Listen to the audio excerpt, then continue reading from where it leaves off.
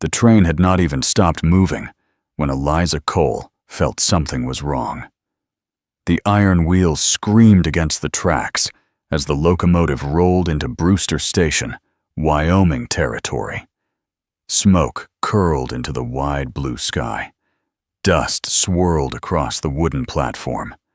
Men in worn hats and women in faded dresses waited for parcels, letters, and sometimes for people who changed their lives forever. Eliza stood at the edge of the passenger car, her gloved hand tight around a folded letter that had carried her across the country.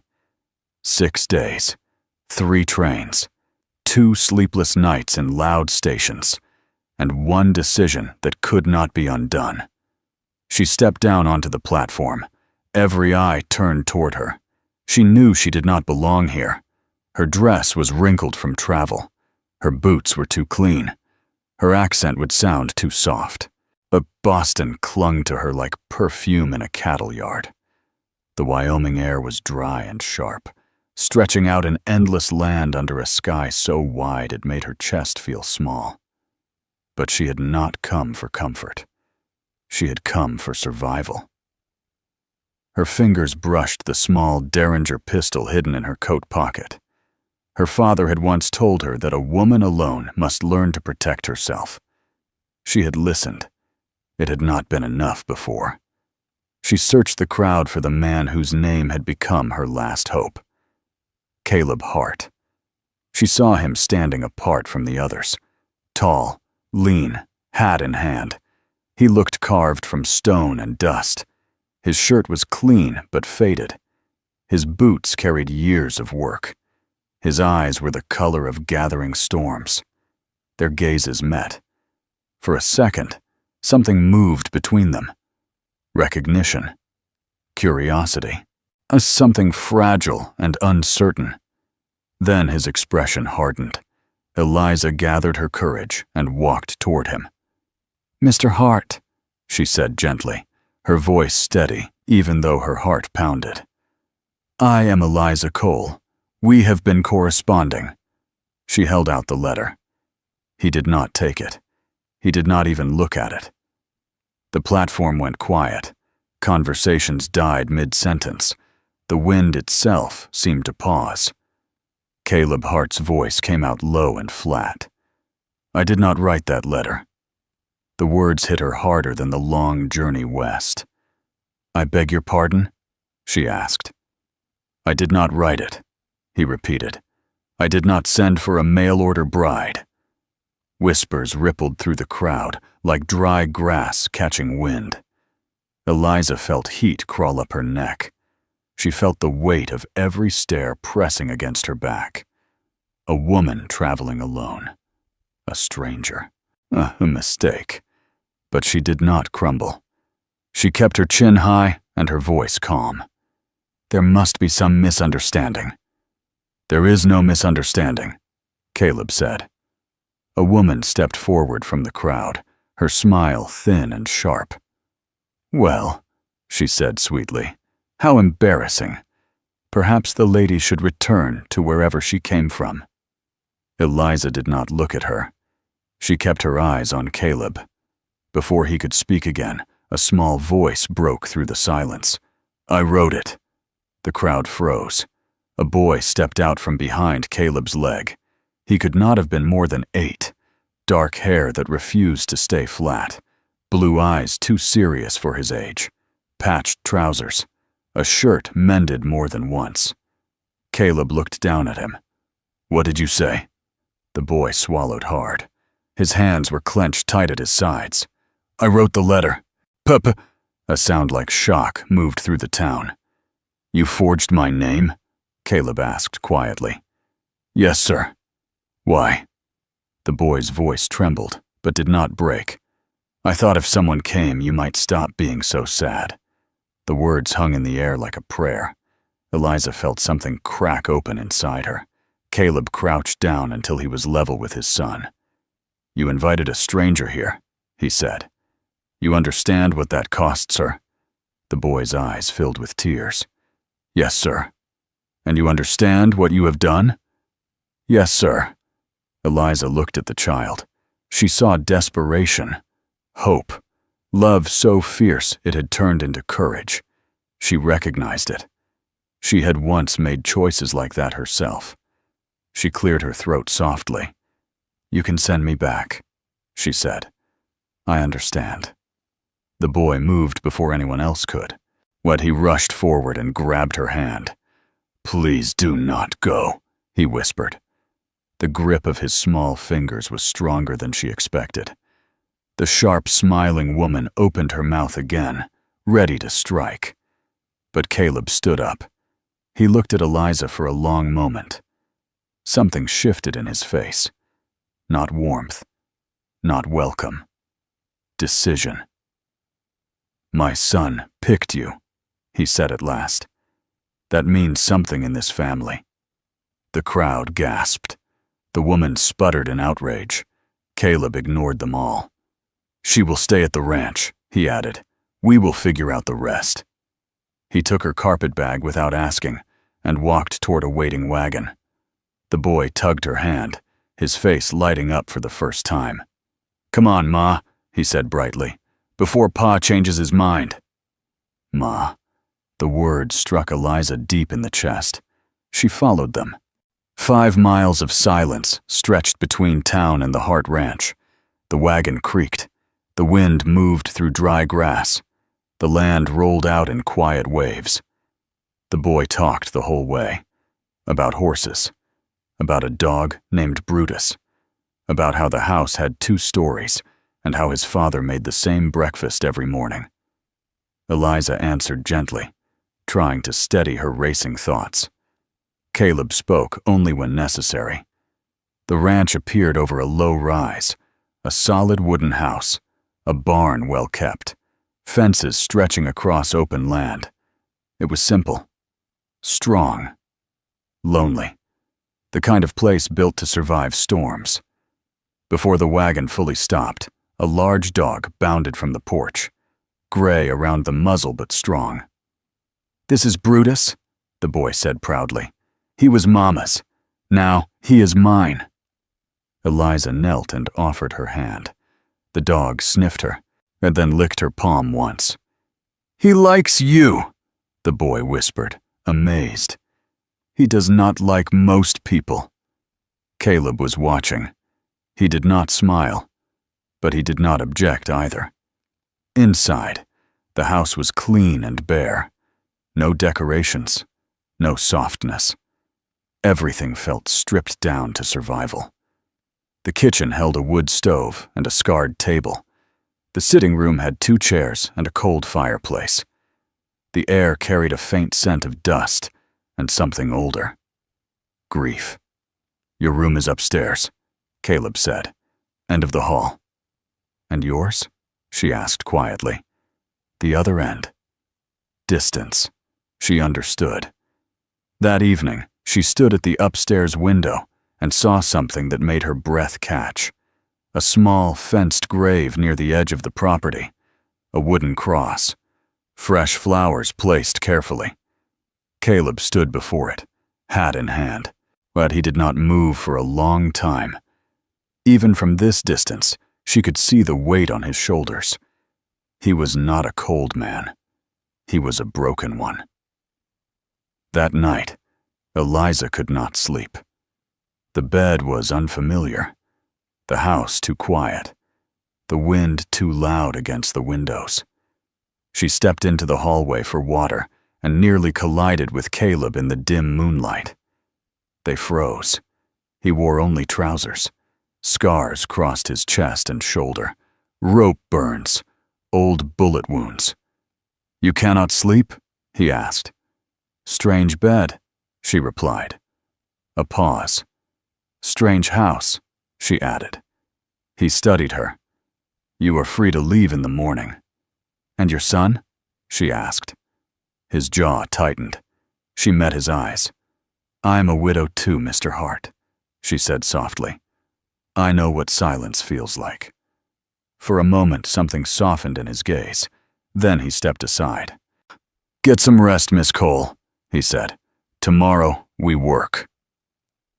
The next morning, she rose before dawn. She found flour in the pantry, bacon in the icebox. She set to work.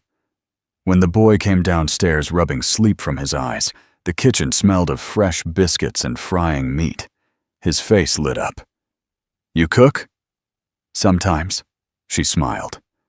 They talked as he ate, about books, about stories, about horses. When Caleb walked in and saw his son laughing, he stopped in the doorway. He looked like a man who had forgotten the sound. Later that day, a calf was injured on barbed wire. Caleb moved to handle it alone. "I can help," Eliza said. He looked skeptical. "You ever stitched a wound?" "My father ran a horse farm," she replied calmly. He handed her the needle. Her hands were steady, her stitches neat. Caleb watched carefully. When their fingers brushed for a second, the contact felt louder than gunfire. That afternoon, she walked to the creek to fetch water. The rattle came too late. A snake coiled near her boot.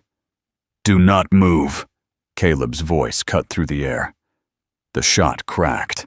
The snake fell still. He lifted her onto his horse without asking and rode back hard. "Never go that far alone," he said tightly. I understand. Do you?" His hand stayed on her waist longer than necessary. For the first time, she saw fear in his eyes. Not anger. Fear. Late that evening, she learned he had once been a Texas Ranger, that he had hunted men across territories, that violence had been his life before grief had replaced it. And 3 years ago, fire and blood had taken everything from him. She did not yet know the full story, but she knew this. She had stepped into a house still haunted by one terrible night, and she was no longer the only one running from the past. Upstairs, she unfolded the letter she had carried across the country. She read it again. "I am not a romantic man, but I am a decent one." She looked out at the valley and whispered into the dark, "Let that be true." Because somewhere in Boston, a man named Marcus Webb had sworn she belonged to him.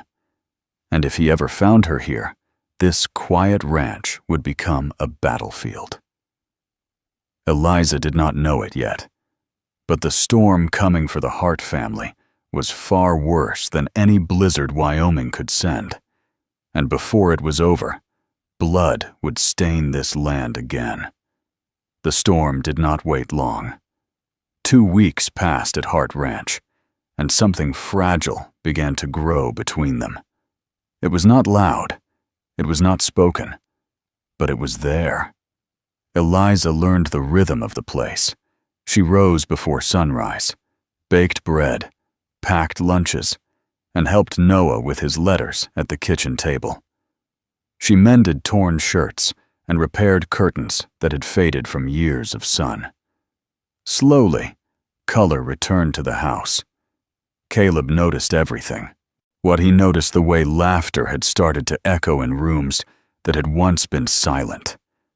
He noticed that Noah slept a little longer at night. He noticed that Eliza did not flinch at hard work or long days. She carried buckets, patched fences, and learned to saddle a horse again without complaint. And he noticed that she stopped looking like a stranger. One afternoon, while fixing a broken fence line, Caleb found himself watching her from across the pasture. She was trying to coax a stubborn mare into the corral. The wind pulled loose strands of her chestnut hair free from their pins. She spoke softly to the animal, steady and patient, until it followed her without force.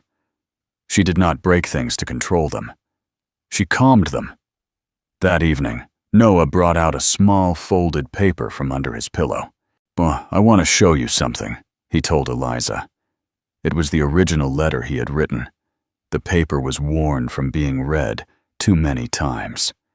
"Dear lady who might become my new ma. My pa is sad, and I do not know how to fix him. He does not smile anymore. I think he needs someone to love. Please come help us. I promise I will be good. Noah Hart." Eliza had to blink back tears. "You were very brave," she told him. "I was scared," he admitted, "but I was more scared he would stay sad forever." That night, she tucked him into bed and kissed his forehead without thinking. He smiled in his sleep. But peace never stays long on the frontier. The first sign came in town. Caleb needed supplies, and Eliza asked to come along. Noah stayed behind with Ruth Mallister, who ran the town restaurant and had quickly become Eliza's quiet ally. Brewster was busy that afternoon. Wagons rolled down the dirt road. Men gathered outside the saloon. Women whispered behind gloved hands. The whispers changed when Eliza stepped onto the boardwalk. They were not curious whispers anymore. They were uneasy. Inside the mercantile, Clara Brennan appeared again, her sharp smile still intact. "Still here, I see," Clara said lightly. "I assumed the novelty would wear off." Eliza held a bolt of blue fabric calmly. "Some things are not novelties," she replied. "Some things are choices." Before Clara could respond, Caleb stepped to Eliza's side. "Something you need, Clara?" he asked. Clara's eyes flicked between them. "Just conversation." "Find it elsewhere." Clara left stiffly, but the tension lingered. Outside, Caleb spoke briefly with Sheriff Thomas Brennan. The two men had once ridden together as Texas Rangers. Now Brennan wore a badge and a tired expression. "Strangers passed through last night," Brennan said quietly. "Hard men, asking questions." "About what?" Caleb asked. "About you, about the ranch, about a woman from Boston." Eliza felt her stomach drop. Boston. That evening, at the post office, she found the letter. Expensive paper. Familiar handwriting. Marcus Webb. Her fingers trembled as she opened it. "Dearest Eliza, did you truly believe Wyoming was far enough? Your husband owed me. A wife inherits her husband's debts. You have had your adventure. Now it is time to come home. I know where you are. I am coming for what is mine. Marcus." The world narrowed. She folded the letter quickly before Caleb could see it. She should tell him. She knew she should. But fear is an old habit, and Eliza had survived 2 years by hiding. That night, Noah screamed. Eliza ran before she was fully awake. Caleb was already there, holding his son. As the boy thrashed in terror, "No, Mama!" Noah cried. "Do not hurt her!" Caleb's voice broke as he tried to calm him. Eliza sat beside them and began humming softly, a lullaby her own mother had once sung. Slowly, Noah's breathing steadied, his eyes focused. "Ma?" he whispered. "I am here," she said. After he slept again, Caleb leaned against the hallway wall. "He has not slept through the night in 3 years," he admitted. "He will," she said gently. "Broken things can heal." He looked at her like he wanted to believe it. The next afternoon, Eliza saw them together in the corral. Caleb teaching Noah to rope. The boy missed again and again. But Caleb's patience did not break.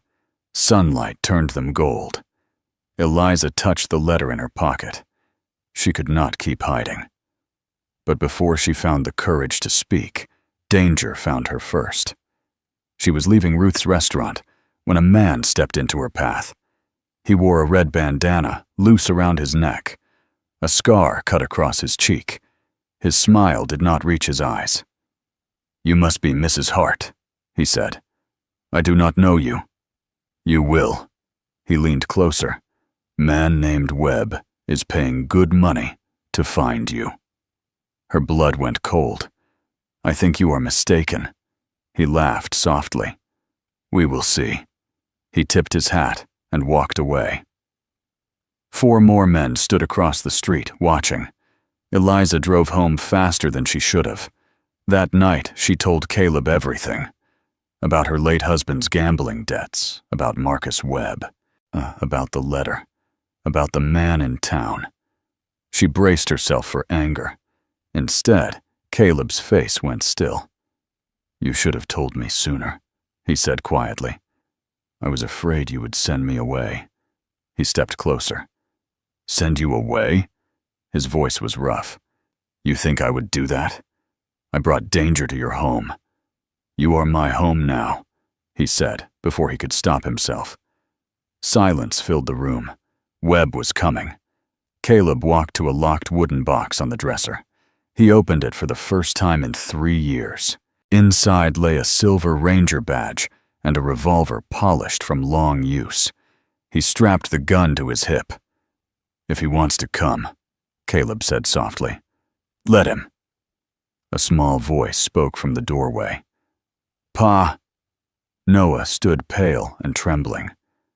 "The man in town," he said. "The one with the scar and red bandana." Caleb crouched. "Yes?" "I have seen him before." "Where?" "The night Mama died." The room went silent. "He laughed," Noah whispered, "while she was on the floor. I remember his face." 3 years of grief hardened into something sharper. The man hunting Eliza was one of the men who had killed Sarah. Caleb stood slowly. "He will not laugh again," he said. 5 days later, the train would bring Marcus Webb to Brewster. And this time, Caleb Hart was not running from war. He was waiting for it. Saturday came with a sky the color of dried blood. The valley was too quiet. Caleb had been awake since before dawn. He checked his revolver twice. Then again. The silver ranger badge lay on the table. He stared at it for a long moment before pinning it inside his coat. He was not a ranger anymore, but he was still the man who had worn that badge. Eliza stood at the kitchen window, rifle in her hands. She did not look fragile. She looked steady, calm in a way that only came when fear had burned away and left something stronger behind. Noah stood beside Brutus near the cellar door. "Remember what we practiced," Caleb told him gently. "If shooting starts, you take Brutus and go to the root cellar. You do not come out until I say." Noah swallowed hard, but nodded. "I will not run," he said. "You are not running," Caleb replied. "You are surviving." Hoofbeats echoed across the valley. 6 riders appeared over the ridge. Behind them, a black carriage rolled slowly forward. Marcus Webb had arrived. The riders stopped at the edge of the property. Dust rose around them. Hard men on hard horses. Guns visible. Faces without mercy. Webb stepped down from the carriage, dressed in a fine suit that did not belong in Wyoming. He looked small against the land, but his eyes were sharp with hunger. Caleb walked onto the porch. "You are trespassing," he called out. Webb smiled thinly. "I am retrieving my property." Eliza felt those words like a knife. "I am not your property," she said loudly from the window. Webb's gaze lifted to her. "You were bought and paid for, Mrs. Cole. Your husband's debt did not vanish with his death." "My name is Hart," she answered, and the scarred man with the red bandana rode forward. His grin was cruel. "Same ranch," he said to Caleb. "Nice view. Shame what happened to your first wife." The world narrowed. Caleb's voice went cold. "You have 60 seconds to turn around." Jesse Dalton laughed. "You going to count?" He went for his gun. Caleb did not count. He drew and fired in one motion.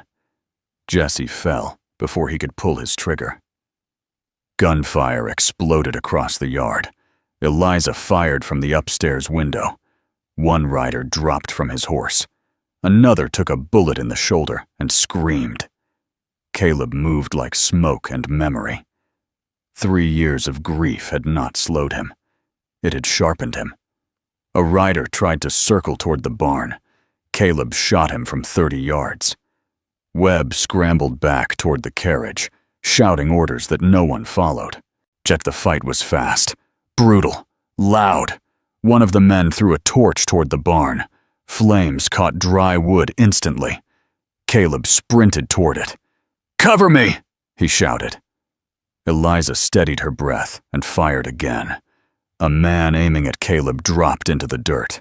Inside the barn, smoke filled Caleb's lungs. Horses screamed in panic. He cut them loose, slapping their flanks to drive them out. A bullet grazed his side. He did not stop. He burst back into the yard just as Webb slipped through the back door of the house. Eliza heard the door before she saw him. She turned. Marcus Webb stood inside her kitchen, pistol raised. "End of the road," he said calmly. Her heart pounded, but her hands did not shake. "Leave," she said. "You belong to me." "I belong to no one." He moved closer. "You always had fire." "I enjoy breaking that."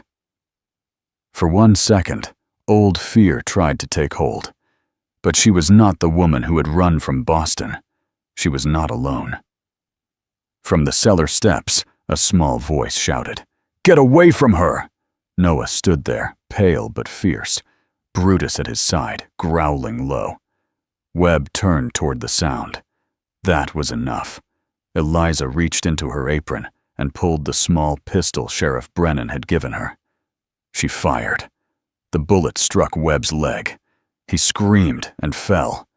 But as he fell, he fired blindly toward the cellar. Brutus lunged. The old dog hit Webb's arm with full force. Teeth sank deep. Another shot rang out. Brutus fell. Noah screamed. Caleb crashed through the door at the same moment. He saw Webb bleeding on the floor. He saw Eliza standing with a smoking pistol. He saw Noah kneeling beside Brutus. And he saw Jesse Dalton's younger brother rising behind him with a rifle aimed at his back. A single shot cracked from the doorway. Sheriff Thomas Brennan stood there, rifle steady. Dalton fell dead before he hit the floor. Silence followed. The remaining riders fled. Webb lay on the kitchen boards, clutching his leg. "You ruined everything," he hissed at Caleb. Caleb walked toward him slowly.